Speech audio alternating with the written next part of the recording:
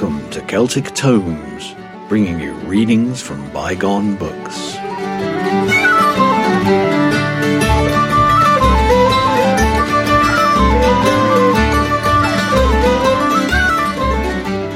Welcome to Celtic Tomes, bringing you readings by Gary and Ruth from the classic books of Celtic lore and study.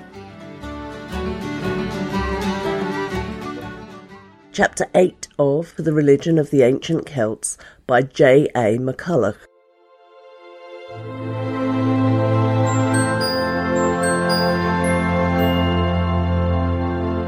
Chapter 8 The Finn Saga.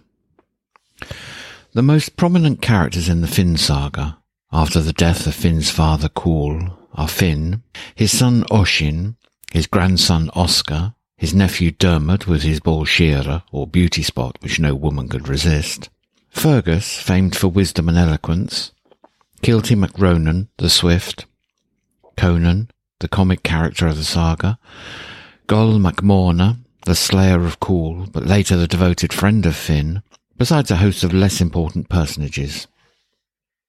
Their doings, like those of the heroes of saga and epics everywhere, are mainly hunting, fighting, and love-making. They embody much of the Celtic character: vivacity, valour, kindness, tenderness, as well as boastfulness and fiery temper. Though dating from pagan times, the saga throws little light upon pagan beliefs, but reveals much concerning the manners of the period. Here, as always in early Celtdom, woman is more than a mere chattel, and occupies a comparatively high place.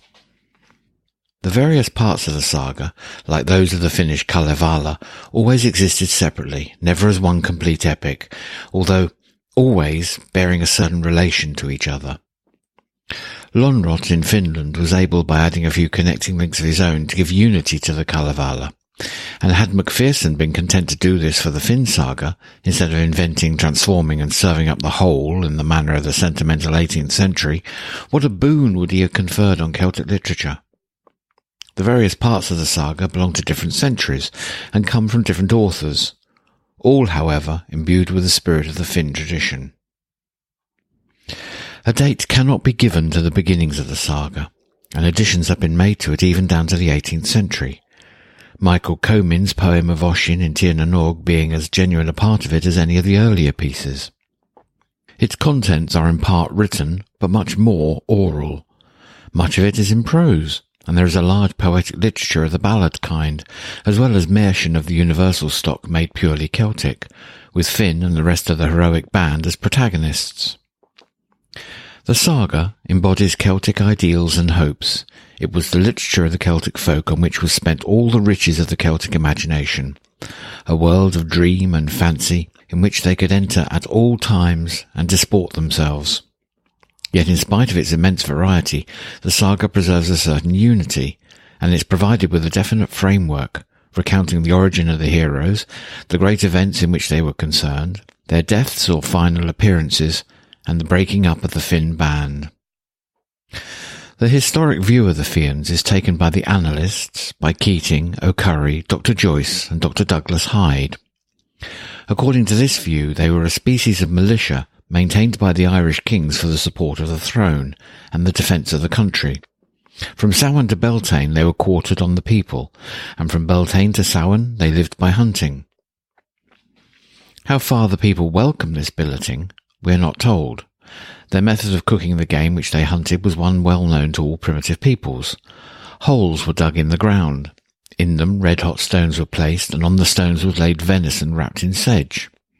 All was then covered over, and in due time the meat was done to a turn. Meanwhile, the heroes engaged in an elaborate toilette before sitting down to eat. Their beds were composed of alternate layers of brushwood, moss, and rushes. The Fians were divided into cutha of 3,000 men, each with its own commander, and officers to each 100, each 50, and each 9, a system not unlike that of the ancient Peruvians. Each candidate for admission to the band had to undergo the most trying ordeals, rivaling in severity those of the American Indians, and not improbably genuine, although exaggerated reminiscences of actual tests of endurance and agility. Once admitted, he had to observe certain gisa, or taboos, e.g. not to choose his wife for her dowry like other Celts, but solely for her good manners, not to offer violence to a woman, not to flee when attacked before less than 9 warriors, and the like. All this may represent some genuine tradition with respect to a warrior band, with many exaggerations in details and numbers. Some of its outstanding heroes may have had names derived from or corresponding to those of the heroes of an existing saga, but as time went on, they became as unhistorical as their ideal prototypes, round their names to crystallise floating myths and tales. Things which had been told of the saga heroes were told of them, their names were given to the personages of existing folk tales. This might explain the great divergences between the historical and the romantic aspects of the saga as it now exists. Yet, we cannot fail to see that what is claimed as historical is full of exaggeration, and in spite of the pleading of Dr. Hyde and other patriots, little historic fact can be found in it. Even if this exists, it is the least important part of the saga. What is important is that part, 9/10 of the whole, which is not true because it cannot be true. It belongs to the region of the supernatural and the unreal. But personages, 9/10 of whose actions belong to this region, must bear the same character themselves, and for that reason are all the more interesting, especially when we remember that the Celts firmly believed in them and in their exploits. A Finn myth arose, as all myths do, increasing as time went on, and the historical nucleus, if it ever existed, was swamped and lost. Throughout the saga, the Fians are more than mere mortals, even in those very parts which are claimed as historical. They're giants. Their story bristles with the supernatural. They are the ideal figures of Celtic legend, throwing their gigantic shadows upon the dim and misty background of the past. We must therefore be content to assume that whatever personages called Finn, Oisin, Diarmaid, or Conan ever existed, what we know of them now is purely mythical. Bearing in mind that they are the cherished heroes of popular fancy in Ireland and the Scottish Highlands, we have now to inquire whether they were Celtic in origin. We've seen that the Celts were a conquering people in Ireland, bringing with them their own religion and mythology, their own sagas and tales reflected now in the mythological and Cúchulainn cycles, which found a local habitation in Ireland. Cúchulainn was the hero of a saga which flourished more among the aristocratic and lettered classes than among the folk, and there are few popular tales about him.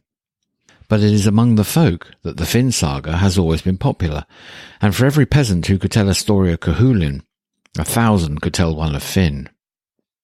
Conquerors often adopt beliefs, traditions and customs of the Aboriginal folk after hostilities have ceased, and if the pre-Celtic people had a popular hero and a saga concerning him, it's possible that in time it was accepted by the Celts or by the lower classes among them.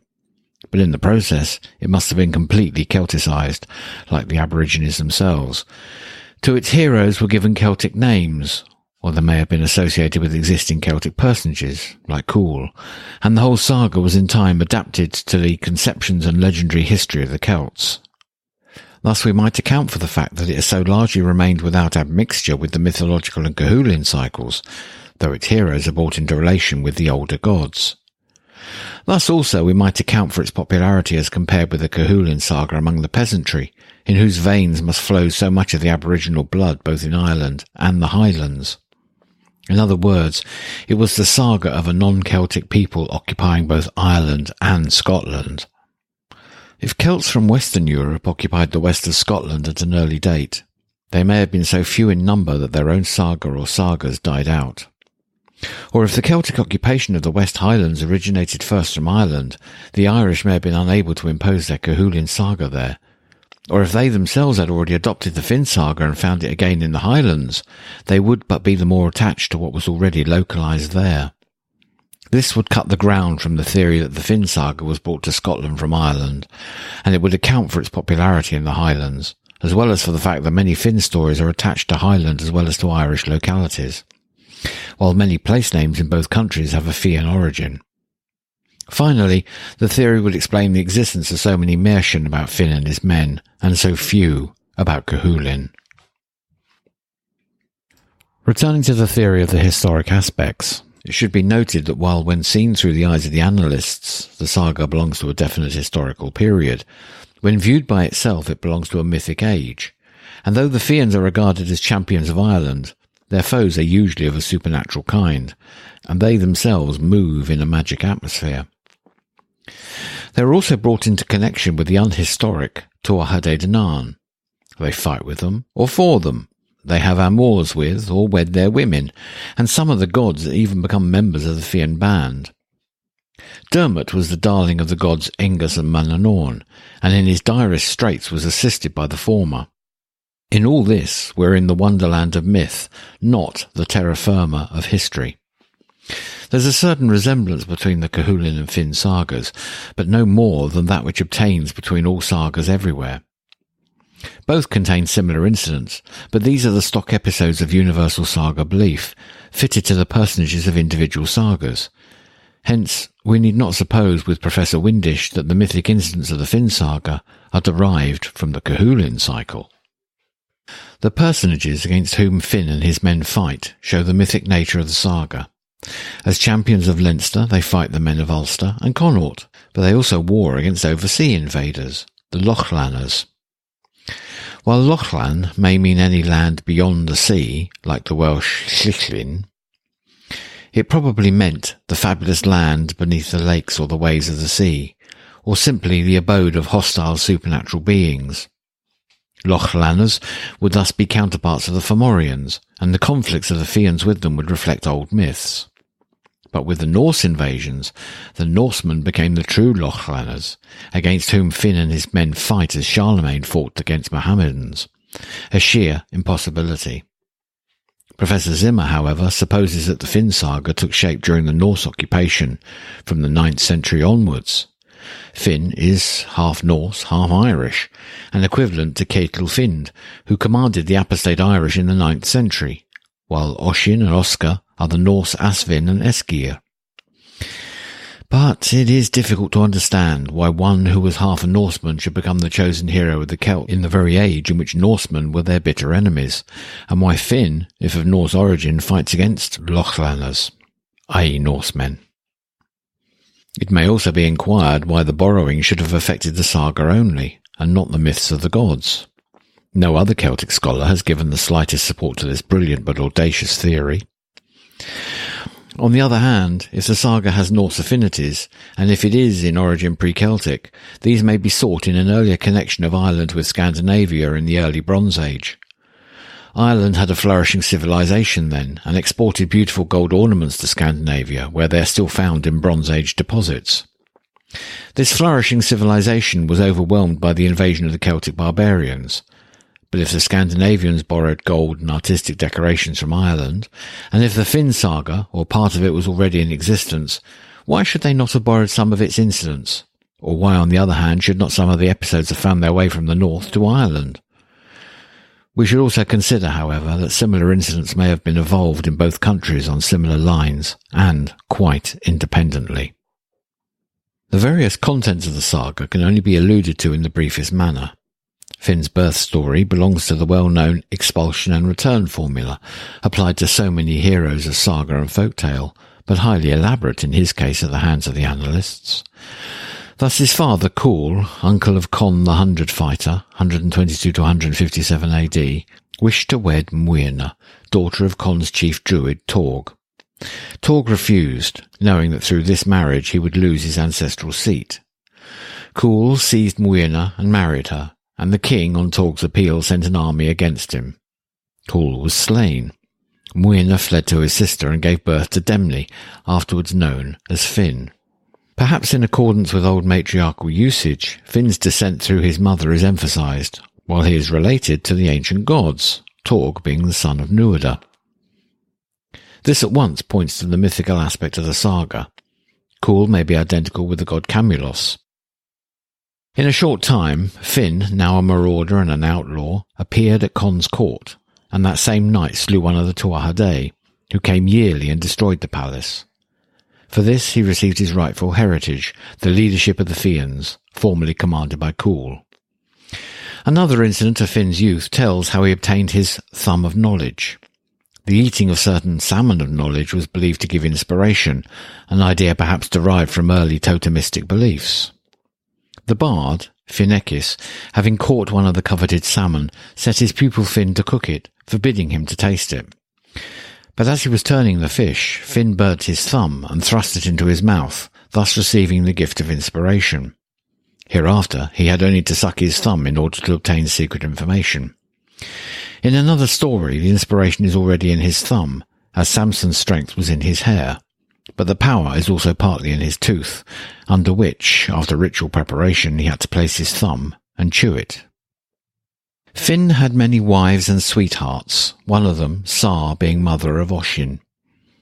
Sar was turned into a fawn by a druid and fled from Finn's house. Long after, he found a beast child in the forest and recognised him as his son. He nourished him until his beast nature disappeared and called him Oisin, little fawn. Around this birth legend, many stories sprang up, a sure sign of its popularity. Oisin's fame as a poet far excelled that of Finn, and he became the ideal bard of the Gaels. By far the most passionate and tragic story of the saga is that of Diarmaid and Grainne, to whom Finn was betrothed. Grainne put Gísir upon Diarmaid to elope with her, and these he could not break. They fled, and for many days were pursued by Finn, who at last overtook them. But he was forced by the Fians to pardon the beloved hero. Meanwhile, Finn waited for his revenge. Knowing it was one of Diarmaid's Gísir never to hunt a wild boar, he invited him to the chase of the boar of Gulban. Diarmaid slew it, and Finn then bade him measure its length with his foot. A bristle pierced his heel, and he fell down in agony, beseeching Finn to bring him water in his hand, for if he did this he would heal him. In spite of repeated appeals, Finn, after bringing the water, let it drip from his hands. Diarmaid's brave soul passed away, and on Finn's character this dire blot was fixed forever. Other tales relate how several of the Fians were spirited away to the land beyond the seas, how they were rescued, how Diarmaid went to the land under waves, and how Finn and his men were entrapped in a fairy palace. Of greater importance are those which tell the end of the Fian band. This, according to the annalists, was the result of their exactions and demands. Finn was told by his wife, a wise woman, never to drink out of a horn, but coming one day thirsty to a well, he forgot this taboo, and so brought the end near. He encountered the sons of Grainne, whom he had slain, and in a fight with them he fell. Soon after were fought several battles, culminating in that of Gowra, in which all but a few Fians perished. Among the survivors were Oisin and Caoilte, who lingered on after the coming of St. Patrick. Caoilte remained on earth, but Oisin, whose mother was of the she-folk, went to fairyland for a time, ultimately returning and joining St. Patrick's company. But a different version is given in the 18th century poem of Michael Comyn, undoubtedly based on popular tales. Oisin met the Queen of Tir na Nog and went with her to fairyland, where time passed as a dream, until one day he stood on a stone against which she had warned him. He saw his native land and was filled with homesickness. The Queen tried to dissuade him, but in vain. Then she gave him a horse, warning him not to set foot on Irish soil. He came to Ireland and found it all changed. Some puny people were trying in vain to raise a great stone and begged the huge stranger to help them. He sprang from his horse and flung the stone from its resting place, but when he turned, his horse had gone, and he had become a decrepit old man. Soon after, he met St. Patrick and related the tale to him. Of most of the tales preserved in 12th to 15th century manuscripts, it may be said that in essence they come down to us from a remote antiquity, like stars pulsing their clear light out of the hidden depths of space. Many of them exist as folk tales, often wild and weird in form, while some folk tales have no literary parallels. Some are Märchen, with members of the Fian band as heroes, and of these there are many European parallels. But it is not unlikely that, as in the case of the Cúchulainn cycle, the folk versions may be truer to the original forms of the saga than the rounded and polished literary versions. Whatever the Fians were in origin, gods, mythic heroes, or actual personages, it is probable that a short Helden saga was formed in early times. This slowly expanded. New tales were added, and existing Märchen formulae were freely made use of by making their heroes the heroes of the saga. Then came the time when many of the tales were written down, while later they were adapted to a scheme of Irish history, the heroes becoming warriors of a definite historic period, or perhaps connected with such warriors. But these heroes belong to a timeless world, whose margins are the shore of old romance, and it was as if they, who were not for an age but for all time, scorned to become the puppets of the page of history. The earliest evidence of the attitude of the ecclesiastical world to these heroes is found in the Agalav na Senarach, or the Colloquy of the Ancients. This may have been composed in the 13th century, and its author knew scores of Fionn legends. Making use of the tradition that Caoilte and Oisin had met St. Patrick, he makes Caoilte relate many of the tales, usually in connection with some place of Fian origin. The saint and his followers are amazed at the huge stature of the Fians, but Patrick asperges them with holy water, and hosts of demons flee from them. At each tale which Caoilte tells, the saint says, "Success and benediction, Caoilte. All this is to us a recreation of spirit and of mind, were it only not a destruction of devotion and a dereliction of prayer." But presently his guardian angel appears and bids him not only listen to the tales, but cause them to be written down. He and his attendant clerics now lend a willing ear to the recital and encourage the narrator with their applause. Finally, baptism is administered to Caoilte and his men, and by Patrick's intercessions, Caoilte's relations and Fionn himself are brought out of hell. In this work, the representatives of paganism are shown to be on terms of friendliness with the representatives of Christianity. But in Highland ballads collected in the 16th century by the Dean of Lismore, as well as in Irish ballads found in manuscripts dating from the 17th century onwards, the saint is a sour and intolerant cleric, and the Fians are equally intolerant and blasphemous pagans. There's no attempt to compromise. The saint rejoices that the Fian band are in hell, and Oisin throws contempt on the god of the shaven priests.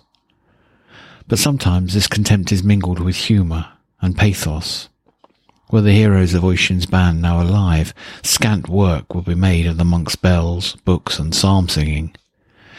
It's true that the saint gives the weary old man hospitality, but Oisin's eyes are blinded with tears as he thinks of the departed glories of the Fians, and his ears are tormented by jangling bells, droning psalms, and howling clerics. These ballads probably represent one main aspect of the attitude of the Church to Celtic paganism. How, then, did the more generous colloquy come into being? We must note first that some of the ballads have a milder tone. Oisin is urged to accept the faith, and he prays for salvation. Probably these represent the beginning of a reaction in favour of the old heroes, dating from a time when the faith was well established. There was no danger of a pagan revival, and provided the Fians were Christianized, it might be legitimate to represent them as heroic and noble. The colloquy would represent the high water mark of this reaction among the lettered classes, for among the folk, to judge by popular tales, the Fians had never been regarded in other than a favourable light. The colloquy re-established the dignity of the Fian band in the eyes of official Christianity. They are baptized or released from hell, and in their own nature they are virtuous and follow lofty ideals. "Who or what was it that maintained you in life?" asks Patrick, and Caoilte gives the noble reply, "Truth that was in our hearts, and strength in our arms, and fulfilment in our tongues."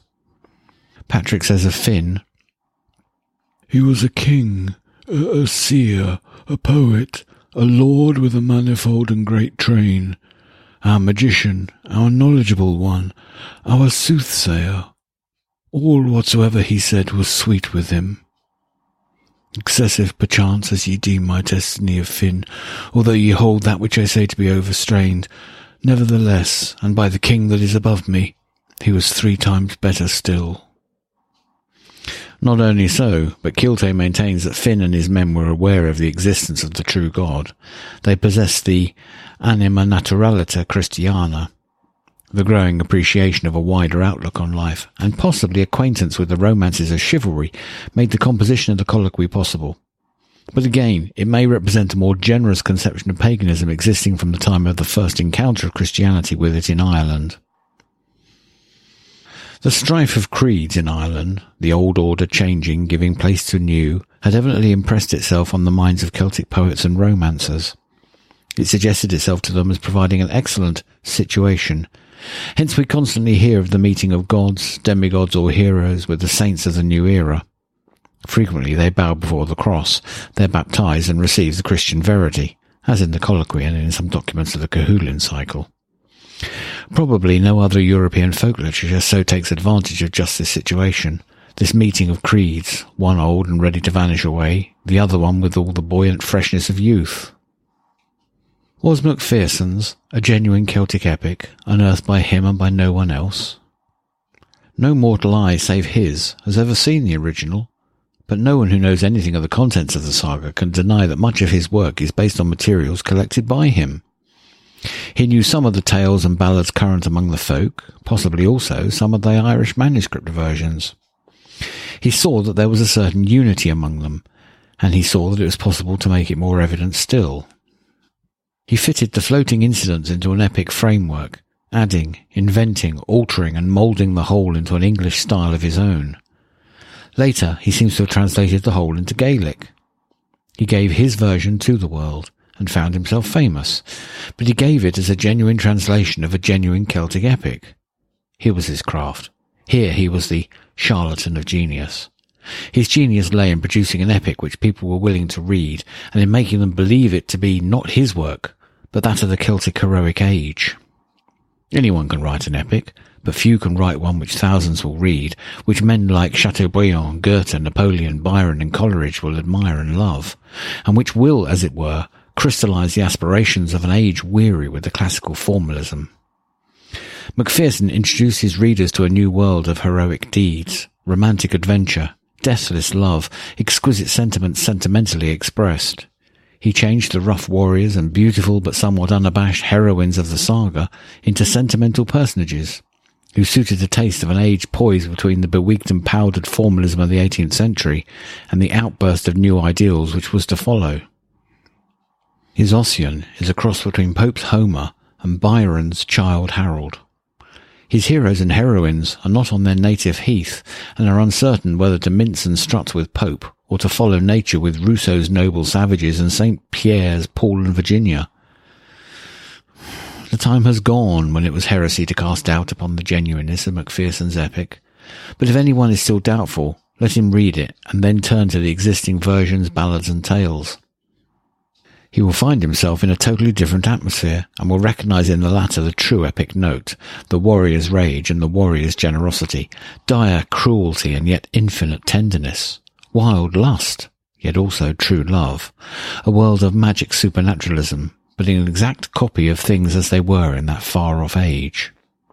The barbarism of the time is in these old tales, deeds which make one shiver, customs regarding the relations of the sexes now found only among savages, social and domestic arrangements which are somewhat lurid and disgusting, and yet, withal, the note of bravery, of passion, of authentic life is there. We are held in the grip of a genuine manhood and womanhood. MacPherson gives a picture of the Ossianic age as he conceived it, an age of Celtic history that never was on sea or land. Even his ghosts are un-Celtic, misty and unsubstantial phantasms, unlike the embodied revenants of the saga which are in agreement with Celtic belief that the soul assumed a body in the other world. MacPherson makes Finn invariably successful, but in the saga tales he is often defeated. He mingles the Cúchulainn and Ossianic cycles, but these, save in a few casual instances, are quite distinct in the old literature. Yet had not his poem been so great as it is, though so un-Celtic, it could not have influenced all European literature.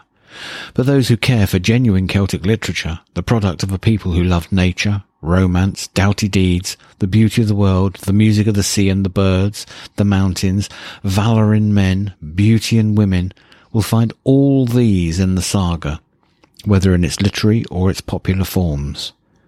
And through it all sounds the undertone of Celtic pathos and melancholy, the distant echo of old unhappy far-off things and battles long ago.